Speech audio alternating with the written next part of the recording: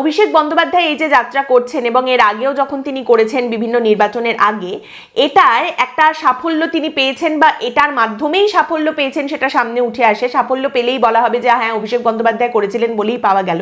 তার কারণ হচ্ছে তারা শাসক দল, তারা অলরেডি ক্ষমতায় রয়েছেন। এটাই যদি কোনো বিরোধী দলের তরফ থেকে চেষ্টা করা হতো এই এক্সপেরিমেন্টের পশ্চিমবঙ্গে, তাহলে এটা কিভাবে মুখ থুবড়ে পড়তো একবার ভাবুন।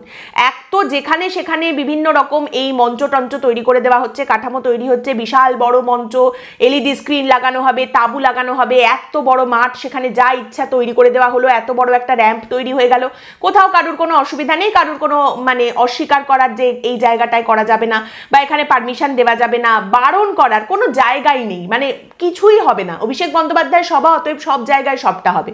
কোথাও বাইরে থেকে লোকজন এসে এই সমস্ত জিনিসপত্র তৈরি করছেন, কোথাও অলরেডি 10-15 দিন আগে থেকে বিভিন্ন রকম জিনিসপত্র কিভাবে কি তৈরি হবে সেসব বলা হয়ে যাচ্ছে, লোকজনকে কিভাবে নিয়ে আসা হবে সেই সমস্ত কিছু ঠিক হয়ে যাচ্ছে। এবার আপনি ভাবুন কোনো বিরোধী দল এগুলো করতে চাইলে কিভাবে তারা পারমিশন পেত। একটা সভা, একটা মিছিলের জন্য পারমিশন পাওয়া যায় না, চলে যেতে হয় কোর্টে।